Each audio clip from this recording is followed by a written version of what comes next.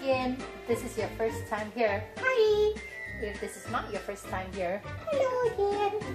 Okay, so for today's recipe, I'm actually using like a recipe from my mom to make biryani rice. She gave me this recipe when I was studying in New Zealand like 10 years ago, and I made it I think once or twice, and it was really good. And now we're in lockdown and I like biryani rice. So what do you need for biryani? It's very important for you to have this biryani spice. Here I'm using this brand, Puba. I've never used it before, so this is kind of an experiment. So you should, if you're using whatever meat that you're using, in this case I am using chicken. I've got 2 chicken breasts here. They've been marinating in ginger and the biryani spices. Also in here I have is 1.5 cups of basmati rice that I've soaked in water, washed and soaked now for about 2 hours, I think. Yeah. Aside from that, you'll need some chopped up brown onions to tumis, and garlic, red onion, chili, and tomatoes. I don't have real tomatoes, so I'm using this because we're in lockdown. So you have to adapt. And I'm supposed to use coriander, but I don't have coriander, so I'm using dill. We're experimenting here. Sorry, Mom. The spices for the tumis. So this is the basic, like every Indian household spice pack. You have some cinnamon sticks, star anise, you've got some cloves, bunga chengkeh, cardamom, and I don't know, coriander seeds, I think. So some of this will go into the pot to get the dish going. So let's go. Alright, so to kick things off, I'm gonna pop some butter because I don't have ghee. I'm gonna pop some butter in here. I think this much enough, no? I think maybe more, no? After all, we are going to be fat after make it good. Oh, yeah! Okay, so the butter is really going, yeah. So I'm going to add to this. I'm going to add the spices. One moment, please. Okay, so I'm going to add cinnamon, not oil. I'm going to add about 3 of this. Yeah, I don't know how much exactly to use. Then I'm cooking. Cardamom, a bit of cardamom in there. Where's another cardamom? Give me another cardamom, please. Cardamom. And then I need a clove. Where's a clove? I got a clove. Would you? That's the only clove. Kok dia betul? Ada. Okay. Of course. Yeah, why not? We're going to die anyway. Okay. So let this go until all that good smell comes up, honey. Yes. Okay, to this I'm adding the onions. The beautiful onions to go in there. Oh, you're a very big chunky onion, aren't you? Maybe I should have cut it smaller. Oh, too late now. Oh my god, the smell is just like a mama make in the kitchen. Back home. Mama, you see I make your recipe. I hope it's turn out nice. It's not going to be like you make, but try. I'm going to now add in my chicken, which has been marinating. And yeah, go buddy. So while that cooks, I'm gonna let it sit and get kind of like browned. The chicken needs to kind of be a little bit cooked through. Then we can proceed to the next step. Okay, so while the chicken is sizzling away, I'm gonna make a little paste to make the curry thick. So it starts with red onion. Should be green chili, but I didn't buy any. So 1 chili, about 3 to 4 cloves of onion, and you need a tomato. It should be fresh tomato, but because we don't have it, so we're going to use chopped tomatoes. Okay, so I've used about half a packet of that chopped tomato, and I should have coriander, but I don't, so I'm using dill. This might mess up the recipe, but at this point it's like, okay, just gonna add, I feel like we need more garlic. Okay, so with my little hand blender, I'm gonna blend this. So the blended paste looks like this. It's kind of similar to what my mom makes, except that there's less green in it because we had less green. And this goes into the pot. Okay, so here we go. Campur je kan? Campur je semua. Okay, so now to season this bad boy.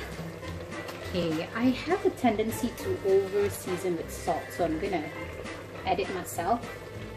About a teaspoon of that, and the teeny tiniest bit of chili.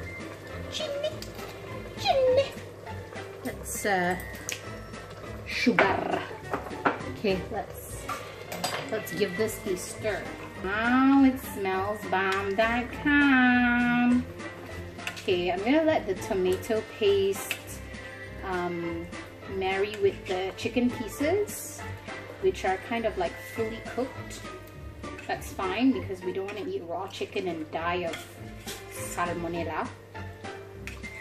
Okay, time to prepare the rice.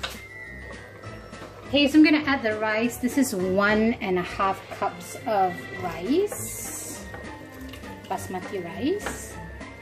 Right, and to this I'm going to add, I think there's already like quite a lot of water in here, but I'm going to add about, I've made about 3 cups of stock. But I think I'm not gonna add all that because I think there's enough liquid in here to cook the rice. So we're gonna take out the chicken pieces. It took me all my life to do it, but I fished out all the chicken pieces. So there's rice and the liquids in here. And now I'm going to seal this bad boy. Seal it. Okay, set it to sealing. All right, that's sealing there. Okay, and now I'm going to put on the rice, the rice function. That's good to go. So we'll come back to that in a little bit.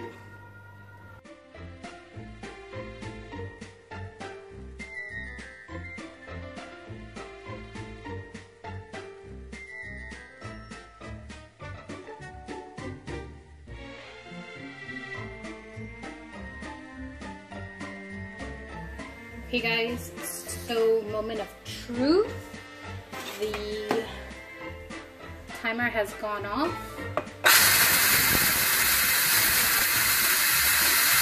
Okay, this could be an epic win if this thing is not too soggy because I didn't really measure out the water. Or it could be an epic fail because it's too soupy and soggy and I'll have to dry it out in the microwave. So let's see. We okay?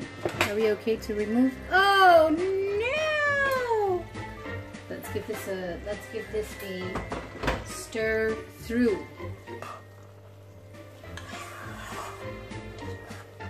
Okay, it's a little bit basah. I think what I can do is just add the chicken to this and give it some heat for a while, and it should be good to go. Okay, so I've added the chicken bits that I removed earlier. Now we're just gonna give this a stir and see what happens. Okay lah. It is a little bit basah, but it smells cooked. It smells good. There's a lot of chicken in there.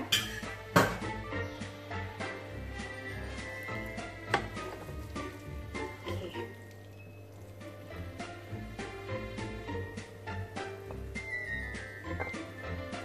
Doesn't look that appetizing, but that's biryani. Okay. Okay, this I'm gonna pop in the microwave to try and dry it out a little bit. Let's see what happens.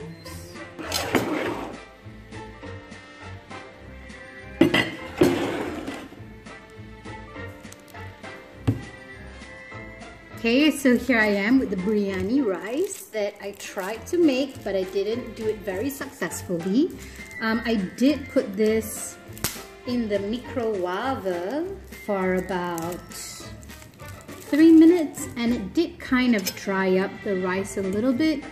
It still has that wet, sticky sound, but it's not, oh my god, it smells so good. I don't really like raisins, but I think this recipe, the way the spices are combined together, this would taste really nice if there were black raisins and almonds, but I don't have those, so it's okay. I have milk here in case this is too spicy, and I made some dal yesterday. Was it yesterday? I can't remember the days anymore. Yeah, but I made some lentil curry, so I'm gonna put that on one part of the biryani. Okay, let's. Smells so good. Let's try this now, okay? It's gonna be bloody hot for sure.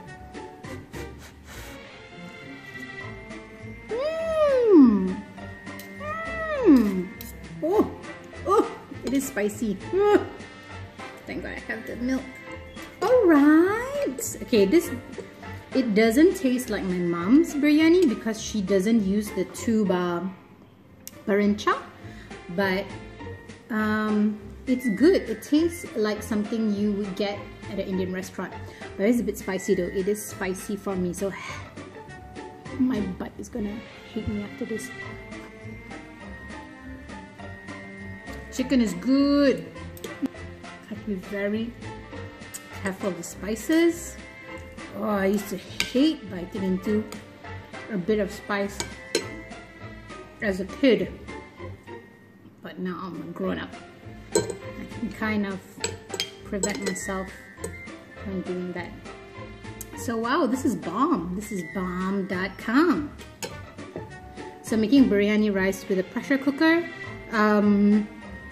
Definitely be mindful of the water level. But yeah, this is good. It's definitely yummy and not impossible to make biryani rice in a pressure cooker. So if you want to give it a try, if you like biryani rice and you want to give it a try, give it a go. Okay. I want the corn. Okay. Bye.